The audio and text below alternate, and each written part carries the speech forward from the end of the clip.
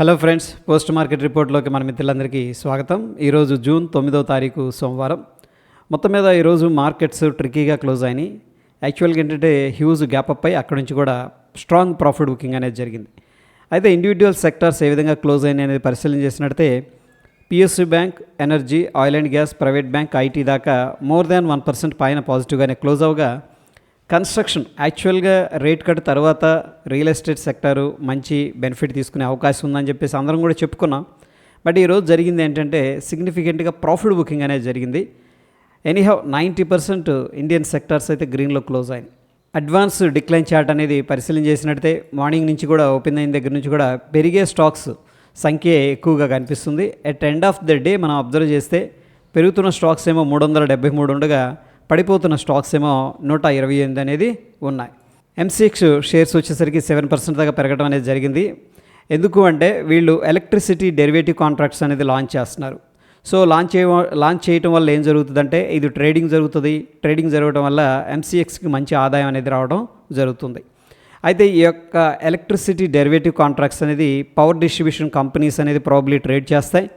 And ఎక్కువ usage చేసే కంపెనీలు ఏవైతే ఉన్నాయో ఎలక్ట్రిసిటీని అవి కూడా ఏంటంటే ప్రాబ్లీ హెడ్జింగ్ పర్పస్ అనేది ట్రేడింగ్ అనేది చేస్తాయన్నమాట. దీని ద్వారా వాళ్ళ యొక్క రిస్క్ అనేది కంట్రోల్ చేసుకోవడానికి పాసిబిలిటీస్ అయితే ఉంటాయి. సో ఈ యొక్క న్యూస్ అనేది ప్రస్తుతానికి ఎంసీఎక్స్కి పాజిటివ్ అని చెప్పేసి చెప్పుకోవచ్చు. ఈ మధ్యకాలంలో ఆటో సెక్టార్లో టాటా మోటార్స్ అనేది చాలా అండర్ ప్రెషర్లో ఉంది. ఎనీహౌ ప్రస్తుతం ఏంటంటే వీళ్ళు లాంగ్ టర్మ్ విజన్తో వ్యూతో వర్క్ చేస్తూ ఉన్నారు. ముఖ్యంగా కమర్షియల్ వెహికల్ బిజినెస్ని 40% దాకా అంటే వాళ్ళ యొక్క షేర్ అనేది ఇండియాలో తీసుకువెళ్ళాలని చెప్పేసి 2027 కల్లా సిగ్నిఫికెంట్గా ప్రయత్నాలు అయితే చేస్తూ ఉన్నారు. సో ప్రాబ్లం ఏంటంటే ఇదిగానా వాళ్ళు పర్ఫెక్ట్గా ఎగ్జిక్యూట్ అనేది చేయగలిగితే టాటా మోటార్స్కి లాంగ్ టర్మ్ వ్యూలో పాజిటివ్ అని చెప్పేసి మనం అర్థం చేసుకోవచ్చు. ఇక శైలేంద్ర కుమార్ గారు ఏమంటున్నారంటే ప్రస్తుతానికి ఇక అప్ సైడ్ అనేది అయిపోయింది, ఇక్కడ నుంచి పెద్దగా పైకి వెళ్ళదు, చాలా జాగ్రత్తగా ఉండండి అని చెప్పేసి ఈయన కొద్దిగా కాషన్ అనేది ఇస్తూ ఉన్నారనమాట. ఇక రియాలిటీ సెక్టర్ స్టాక్స్ అన్నీ కూడా ఈరోజు రెడ్లో క్లోజ్ అయినాయి. ముఖ్యంగా ఏంటంటే ప్రాఫిట్ బుకింగ్ అనేది జరిగిందని చెప్పేసి చెప్పుకోవచ్చు. ఎందుకంటే ఈ మధ్యకాలంలో సిగ్నిఫికెంట్గా ర్యాలీ చేసినాయి. లైక్ డిఎల్ఎఫ్ కానీ, ప్రెస్టీజ్ ఎస్టేట్స్, మైక్రోటెక్ డెవలపర్స్, వీళ్ళందరూ కూడా ఇటువంటి స్టాక్స్ ఆ ర్యాలీలో ఏంటంటే వీళ్ళు కొంత ప్రాఫిట్ బుకింగ్ అనేది కూడా స్టార్ట్ చేశారు. విప్రోలో ఈరోజు 5,057 కోట్ల రూపాయల కలిగిన షేర్లు అనేది ఈ యొక్క బ్లాక్ డీల్ అనేది జరగడం జరిగింది. ఎనీహౌ ఈరోజు అయితే విప్రో అనేది పాజిటివ్గా అయితే క్లోజ్ అయింది. ఇక ముఖ్యంగా ఏంటంటే ఈ యొక్క డిఫెన్స్కి దానికి రిలేటెడ్గా ఉన్న stocks like data patterns, Cochin shipyard, Zen technologies shares అనేది ఈరోజు కొద్దిగా నెగిటివ్లో ట్రేడ్ అయినాయి. ఎందుకంటే వీటిల్లో కూడా సిగ్నిఫికెంట్గా ప్రాఫిట్ బుకింగ్ అనేది చేసుకుంటున్నారు. అయితే ఫ్రెండ్స్ ఈరోజు మనం చూసినట్టయితే ఎటర్నల్ అంటే జొమాటో కానీ, స్విగ్గీ కానీ, స్విగ్గీ అయితే నేను ట్రాక్ చేయలేదు. ఎటర్నల్ అయితే ఈరోజు నెగిటివ్గా ట్రేడ్ అయింది 2.5% దాకా నేను చూసే సమయానికి. సో ర్యాపిడో ఏంటంటే అతి తక్కువ కమిషన్స్ తీసుకొని ఫుడ్ డెలివరీ చేయాలని చెప్పేసి ప్లాన్ అయితే చేస్తుంది. సో ఇప్పుడు స్విగ్గీకి, జొమాటోకి ర్యాపిడో అనేది కాంపిటీటర్ అని చెప్పేసి చెప్పుకోవచ్చు. సో దాని యొక్క ఇంపాక్ట్ అనేది కొంత ఉండే అవకాశం నెగిటివ్గా ఉంది.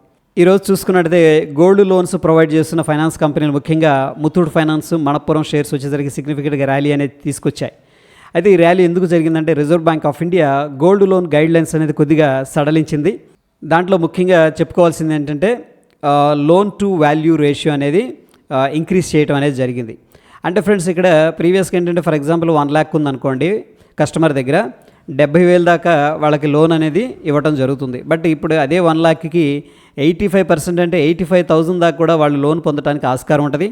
డెఫినెట్గా వీళ్ళ యొక్క బిజినెస్ అనేది ఇంక్రీజ్ అయ్యే అవకాశం ఉంది. ఎస్పెషల్లీ చిన్న చిన్న లోన్లు తీసుకునే వాళ్ళు ఉంటారు కదా, వాళ్ళకి ఏంటంటే అందుబాటులో ఈ కంపెనీలు అనేది ఉంటాయన్నమాట. లైక్ ముతూట్ ఫైనాన్స్ కానీ, మణప్పురం కానీ. ఇక్కడ మనం టేబుల్ అనేది ఒకసారి అబ్జర్వ్ చేసినట్టయితే ఈ కంపెనీలు ఎక్కువగా గోల్డ్ అనేది ప్రొవైడ్ చేస్తూ ఉంటాయి. అందుకని ఆ షేర్స్ పాజిటివ్గా అయితే రియాక్ట్ అయ్యాయి. ఇక పిఎస్యు బ్యాంక్ ఇండెక్స్ ఈరోజు 2% దాకా పెరగడం అనేది జరిగింది. ఎందుకంటే రిజర్వ్ బ్యాంక్ ఆఫ్ ఇండియా లిక్విడిటీని బూస్ట్ చేస్తూ డెసిషన్ అనేది తీసుకొచ్చింది కాబట్టి సిఆర్ఆర్ రేషియో తగ్గించింది. ఎనీహా ప్రస్తుతానికైతే పిఎస్యు బ్యాంక్స్లో కొద్దిగా పాజిటివ్ సెంటిమెంట్ అనేది కనిపిస్తుంది. ఇక కాలు పుట్టు ప్రీమియమ్స్ అనేది మనం అబ్జర్వ్ చేసినట్టయితే మార్నింగ్ కొద్దిగా వోలటైల్గా ఉంది. దాని తర్వాత కాల్కి సంబంధించిన ప్రీమియమ్స్ కానీ, పుట్టుకు సంబంధించిన ప్రీమియమ్స్ కానీ రెండు కూడా పడిపోతూ వస్తూ ఉన్నాయి. అయితే ఇక్కడ గమనించినట్టయితే కాల్ ప్రీమియమ్స్ సిగ్నిఫికెంట్గా పడిపోయినాయి. ఎందుకంటే ఈరోజు గ్యాప్ అప్ అయింది. గ్యాప్ అప్ అవ్వగానే చాలామంది ప్రాఫిట్ బుకింగ్ అనేది చేసుకున్నారు. మార్కెట్ ఏమైందంటే పైకి వెళ్ళలేదు, కిందకు వచ్చేసింది. అందుకని కాల్స్ ఏంటంటే ఆ మార్నింగ్ గ్యాప్ అప్ వల్లేమో స్పైక్ అయింది. బట్ ఎప్పుడైతే మార్కెట్ కిందకు వెళ్ళిపోతుందో ఆ యొక్క కూల్ ఆఫ్ వల్ల ఏం జరిగిందంటే ప్రీమియమ్స్ అనేది సిగ్నిఫికెంట్గా డ్రాప్ అయిపోయినాయి. ఓపెన్ ఇంట్రెస్ట్ అనేది పరిశీలన చేసినట్టే మొత్తం మీద నిఫ్టీ 0.4% పాజిటివ్గా అయితే క్లోజ్ అయింది. ఇక పుట్ కాల్ రేషియో అనేది అబ్జర్వ్ చేసినట్టయితే 0.94 అనేది చూపిస్తుంది. ఒకటి కంటే స్టిల్ కొద్దిగా తక్కువగా ఉంది, బట్ ఇంప్రూవ్మెంట్ అనేది కనిపిస్తుంది. స్లైట్గా మనం బేరిష్గా అర్థం చేసుకోవచ్చు ప్రస్తుతం ఉన్న సిచ్యువేషన్లో. ఇక బ్యాంక్ నిఫ్టీ విషయానికి వచ్చేసరికి పుట్ కాల్ రేషియో అనేది 1.01 అనేది చూపిస్తుంది. ఒకటి కంటే ఎక్కువగా ఉంది. బ్యాంక్ నిఫ్టీ బుల్లిష్గా ఉందని చెప్పేసి మనం అర్థం చేసుకోవచ్చు. సెన్సెక్స్ విషయానికి వచ్చేసరికి పుట్ కాల్ రేషియో అనేది 1.02. సో ఒకటి కంటే ఎక్కువగా ఉందంటే మార్కెట్లో బుల్లిష్ సెంటిమెంటు కనిపిస్తూ ఉందన్నమాట. ఇక ఇండియా విక్స్ అనేది మనం పరిశీలన చేసినట్టయితే ఈరోజు 0.4% అనేది ఇంక్రీజ్ అయింది. సో ఫ్రెండ్స్, ప్రస్తుతానికైతే మనకి కొద్దిగా వొలటాలిటీ పెరిగిందని చెప్పేసి చెప్పుకోవచ్చు. ఎనీహౌ 0.4% అంటే మనం దాన్ని పెద్దగా కన్సిడర్ చేయక్కర్లేదు. ఇక Dow Jones industrial average futures అనేది మనం తీసుకున్నట్టయితే మార్నింగ్ మనం చూసే సమయానికి అరౌండ్ 60 పాయింట్స్ నెగిటివ్గా ఉంది. ప్రస్తుతం అయితే 13 పాయింట్లు పాజిటివ్గా ట్రేడ్ అవుతుంది. డాలర్ ఇండెక్స్ వచ్చేసరికి ప్రస్తుతానికి ఒక బేస్ అయితే క్రియేట్ అయింది. ఇక నిఫ్టీ విషయానికి వచ్చేసరికి ప్రీవియస్గా మనం ఒక లెవెల్ అనేది మెన్షన్ చేసుకున్నాం 25,100. బట్ ఆ లెవెల్ని క్రాస్ చేసింది. బట్ ఏంటంటే అంత గ్యాప్ అప్ అయింది కాబట్టి చాలామంది ఎందుకు మనం ప్రాఫిట్ బుకింగ్ చేసుకోకూడదు అన్న ఉద్దేశంలో కొంత ప్రాఫిట్ బుకింగ్ అయితే చేసుకున్నట్టు మనకు క్లియర్గా తెలుస్తుంది. ఎందుకంటే open is equal to high అనేది క్రియేట్ అయింది. దాని తర్వాత ఒకవేళ మార్కెట్ అనేది పైకి వెళ్ళిందంటే 25,337 ఇమీడియట్గా ఉన్న రెసిస్టెన్స్. ఒకవేళ ఆ లెవెల్ బ్రేక్అవుట్ అయితే 25,640 దాకా అప్ సైడ్ వెళ్ళొచ్చు. ఎనీహౌ ఫ్రెండ్స్, ప్రస్తుతానికి ఈ లెవెల్ అనేది క్రాస్ చేయలేదని చెప్పేసి చెప్పుకోవచ్చు. అండ్ గ్యాప్ అప్ అయింది అండ్ సెల్లింగ్ అనేది జరుగుతుంది. ప్రాబబ్లీ కొద్దిగా కన్సోలిడేషన్ మనం ఎక్స్పెక్ట్ చేయొచ్చు. ఇక వర్స్ట్ కేస్ సిచ్యువేషన్లో 24,671 మనకి స్ట్రాంగ్ సపోర్ట్ అని చెప్పేసి చెప్పొచ్చు నిఫ్టీలో. బ్యాంక్ నిఫ్టీ విషయానికి వచ్చేసరికి పొద్దున 50% రిట్రేస్మెంట్ లెవెల్ అనేది మనం మెన్షన్ చేసుకున్నాం.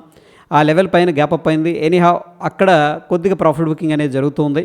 ఒకవేళ మార్కెట్ ఇక్కడ నుంచి గ్యాప్ ఫిల్ చేసిన తర్వాత, ఎందుకంటే ఇక్కడ గ్యాప్ అనేది ఉంది కదా, గ్యాప్ ఫిల్ చేసిన తర్వాత మళ్ళీ పైకి వెళ్ళటం అనేది చేసిందనుకోండి, ఇమీడియట్గా ఇది రెసిస్టెన్స్ 56,925. ఆ లెవెల్ బ్రేక్అవుట్ అయిందంటే 57,752 దాకా వెళ్ళడానికి అయితే పాసిబిలిటీస్ కనిపిస్తున్నాయి.